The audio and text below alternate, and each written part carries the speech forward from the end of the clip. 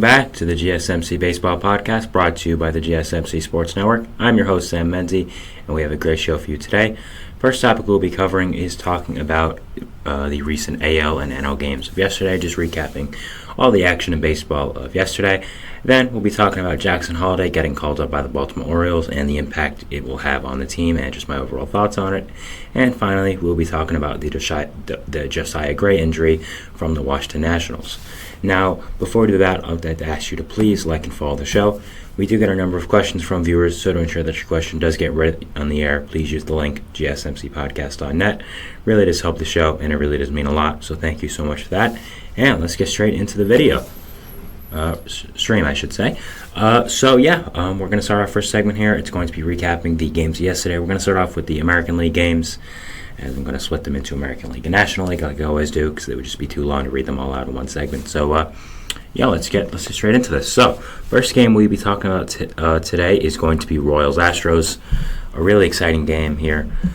In the top of the first, the Astros would open up the scoring with a Yainer Diaz RBI groundout. Went to third baseman Michael Garcia, scored Jose Altuve, so Astros get on the board early in the top of the first, making it 1-0.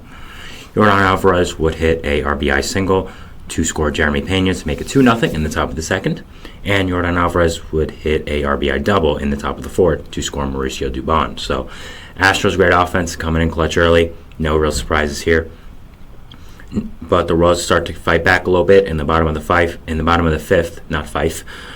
Michael Garcia would hit a sacrifice fly to score Adam Frazier to make it 3-1 Houston.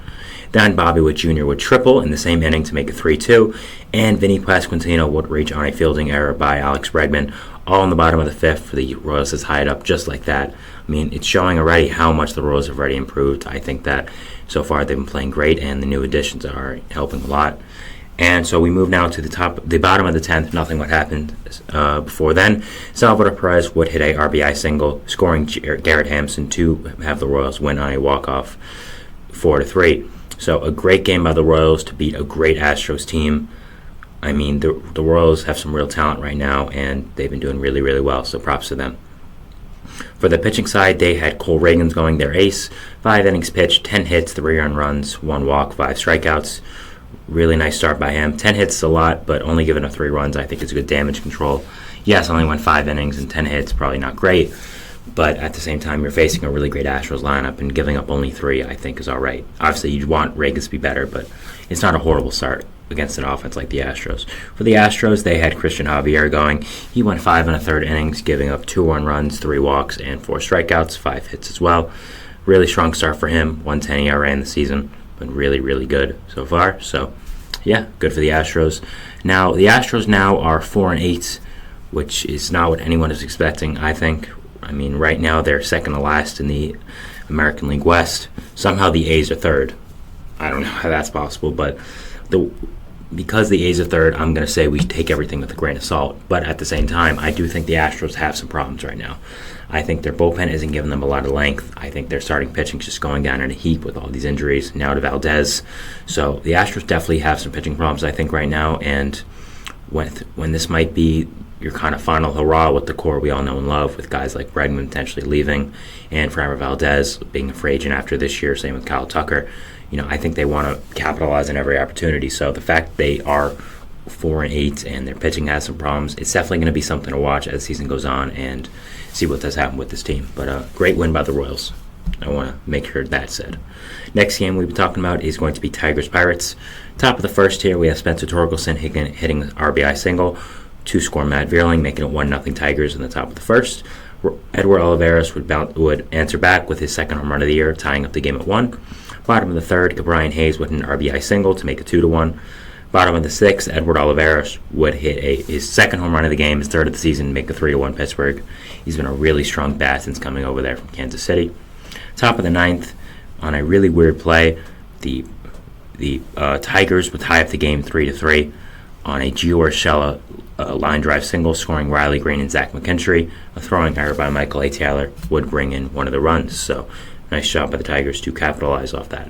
And everything would fall apart in the top of the ninth with Kerry Carpenter then hitting an RBI single to score Parker Meadows, and Jake Rogers would hit an RBI single himself to score Kerry Carpenter. So 5-3 Tigers. The Pirates would get their momentum lost after that, would not come back, dropping their record to a measly 9-3. How will they ever recover? But yeah, really nice win by the Tigers to beat a strong Pirates team on the road. I think the Pirates are impressing a lot of people right now, and they're playing really, really well. For the Pirates, another strong start by one of the guys I kept dogging them for the entire offseason. Martin Perez going 8 innings strong, 6 hits, only 1 earned run, no walks, 7 strikeouts. Just an incredible start. I mean, I don't know how they're getting this consistent of innings out of him and Mark Gonzalez, but hey, it's working. So, you're not complaining, I'd say. For the Tigers, they had Casey Mize going, who was okay, 5 innings pitched, 2 earned runs, 2 strikeouts, 1 walk, 1 home run. Not great, but at the same time, only 2 earned runs against this Pirates offense that has been on fire. I think Tigers fans will take it. You definitely want it to be better, but it's not horrible. So next is the Orioles-Red Sox game, a divisional matchup. Going to the bottom of the first here, Tyler O'Neill would hit his 6th home run of the season for the Red Sox. Wow, he has been on a tear since coming over to Boston. Unfortunately, the rest of the Red Sox team would not be this game, as the Orioles would tie it up in the second with a Colton Cowser RBI double. Colton Cowser would then hit another RBI double, making it 3-1. Adley Rutschman hit an RBI single. Colton Cowser would hit a sacrifice fly, and Anthony Santander would hit an RBI single. And Cedric Mullins would do the same to make it 7-1 Baltimore, which is where the game would end. So nothing much doing for the Red Sox in this game after the first inning. Only had 2 hits the entire game. So yeah, not great for them, but an incredible start by the Orioles ace Corbin Burns. 7 innings pitched, 2 hits, 1 earned run, 2 walks, 6 strikeouts. ERA under 3 for the season. So he's been incredible since coming over to Baltimore. Exactly what this young Orioles team needed, a true ace like him. So I'm thinking Orioles fans right now are really happy with the trade and how it's gone. For the Red Sox, they had Brian Bale going, who was okay, 5 1/3 innings pitched, 3 runs, only 1 earned, which I guess is a good sign. So you definitely want something better out of him, but errors kind of screwed him up. So what are you really going to do about that? So yeah, definitely not a great start for him, but wasn't horrible. Next game we'll be talking about is a divisional matchup. Is another one, White Sox Guardians. Top of the first. I'm not sure how to pronounce his name. I apologize. Lenyn Sosa, Lenyn, so I apologize if I did pronounce that wrong. I've always had trouble with his name. I don't know, it's something about the letters that's always giving me trouble. But yeah, he had an RBI double to make it 1-0 Chicago in the top of the first. After that, Andrew Vaughn would follow it up with a RBI single to make it 2-0. Corey Lee would hit a single to make it 3-0, and Kevin Pillar would hit a RBI double to make it 5-0 White Sox in the top of the first. So a great job capitalizing on this first inning and hitting really well. For the Guardians, they would start to come back as Josh Naylor would hit a 2-run home run, his second of the season, to make it 5-2 Chicago in the bottom of the first. Bottom of the third, Tyler Freeman hit a RBI single to score Jose Ramirez to make it 5-3.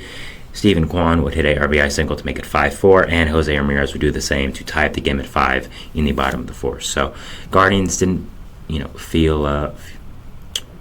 didn't weep for themselves after they fell behind really early to the White Sox. They got up and they tied the game up. It's a really nice job by them.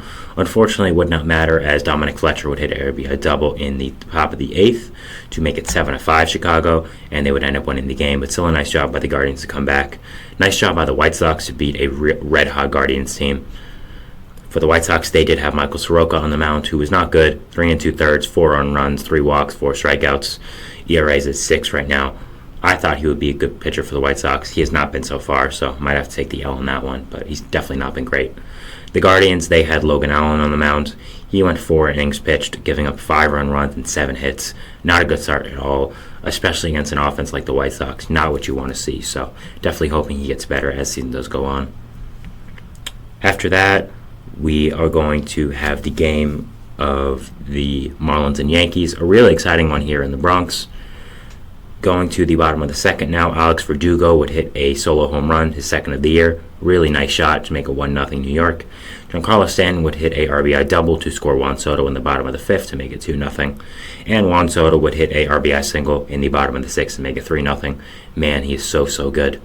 Top of the 7th, Jesus Sanchez would hit a RBI groundout with the bases loaded to make it 3-1. And Nick Gordon would hit a sacrifice fly to make it 3-2. So the Marlins would start to come back a little bit, but that'll be no match for the back end of that Yankees bullpen, as the Yankees would end up closing it out 3-2. So a really strong start here for the Yankees. Carlos Rodon He went 6 innings pitched, giving up four hits, 2 runs, none of them earned. So really, really strong start for him. ERA under 2 to the start of the season. So if he can be really good, I think this makes the Yankees rotation so much better, and I really think Yankees fans are hoping that he is. For the Marlins, they had A.J. Puck going, who was not great. 4 2/3, 4 hits, 2 runs, 1 earned, 5 walks, 2 strikeouts. Not good at all. I don't think the experiment of having him as a starting pitcher is working out whatsoever. So if I'm the Marlins, I put him back to a reliever, but they may want to tank right now because of how bad they are. So we'll see, we'll really see what happens with Puck and what does happen with this Marlins team.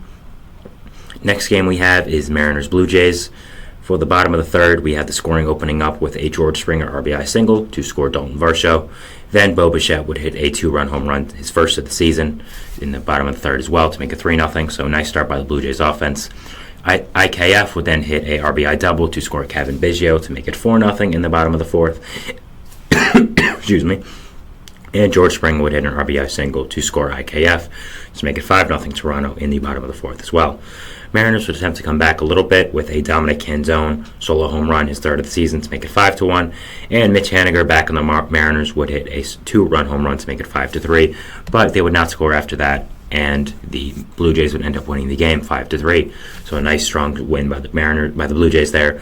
The Mariners had George Kirby on the mound, who was not good. 4 innings pitched, 8 hits, 5 earned runs. Only 3 strikeouts, no walks, but that's nothing compared to the runs. So he has not been good to start the season. George Kirby, really surprising. I thought he would be in for a breakout season. I still think there is potentially some potential left in there. I do think he's still going to be a really good pitcher. Just getting off to a rough start, and you definitely need to clean that up. For the Blue Jays, they had Chris Bassett going, 6 2/3, 5 hits, 1 earned run, 4 walks, 8 strikeouts. So not a great start. I mean, the 4 walks kind of concerning, but only 1 run I think is pretty good. 5 ERA in the season right now, so kind of an interesting start. So yeah, definitely gonna watch him and see how he does perform as the season goes on. But was okay yesterday. Really, all you can say about that. So yeah, the next game we will be talking about is going to be Athletics Rangers, an AOS matchup. Bottom of the first, Josh Smith would hit a RBI single to score Marcus Semien to make a 1-0 Texas. Then Shea Langeliers would tie it up for the A's, hitting the second home run of the season, making it 1-1. Jonah Heim would hit a solo home run himself to make it 2-1, so nice job by the catchers on each team to come in clutch with the bat. Langeliers would answer back, would make it 2-2, his third home run of the season, second of the game, so just really a catching offense barrage right now. The bottom of the seventh, Evan Carter would hit his first home run of the season, making it 3-2 Texas, so nice job by the Rook to come in clutch at the end there. Unfortunately, it would not matter as Shea Langeliers would finish off his monster day with his third home run of the game, making it 4-3, and the A's would end up winning. So a really nice job by this young A's team to beat the defending world champions. Really strong win as well. Definitely would be enthused by that if I was an A's fan. For the Rangers, they had Nate Eovaldi on the mound, going 5 2/3, giving up 3 hits, 1 earned run, 2 walks and 8 strikeouts. Really strong start by him. Yes, it's the A's offense, but you can only beat who you play, so nice strong start by him. The A's had Alex Wood, 4 innings pitched, 5 hits, 2 earned runs, more walks and strikeouts. Definitely not great, and probably why he got traded from a good team of the Giants to a bad team like the A's. Final game we'll be talking about for the AL slate before we move on to the NL is Rays and Angels. For the bottom of the first, we had Mike Trout opening up the scoring with a 2-run home run, his 6th home run of the year. Great strong start by Trout to make it 2-0. In the top of the second, we would have Jose Siri hitting an RBI double to score the rookie Curtis Mead to make it 2-1. And Jose Caballero would hit a RBI single to score Jose Siri to tie up the game for the Rays at 2-2. Caballero would come in clutch again in the top of the fourth with another RBI double to make it 3-2. And Harold Ramirez would hit an RBI single to make it 4-2. Bottom of the fourth, Nolan Shanuel would reach on a fielding error by Caballero to score Brandon Drury. So kind of a double-edged sword there. Caballero drives in some runs but also makes an error. So Isaac Paredes would hit a solo home run to make it 5-3 Tampa. Nice job to get some insurance there. Harold Ramirez would hit a RBI single to make it 6-3. Angels would attempt to come back with a Luis Rengifo RBI single in the bottom of the ninth to make it 6-4, but it'll be no match as the Rays would end up winning this game, getting back to 500, winning 6-4.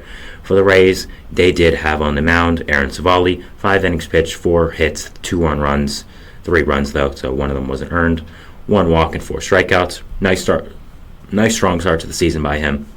With all the pitching injuries, he's really been clutch, him and Zach Eflin.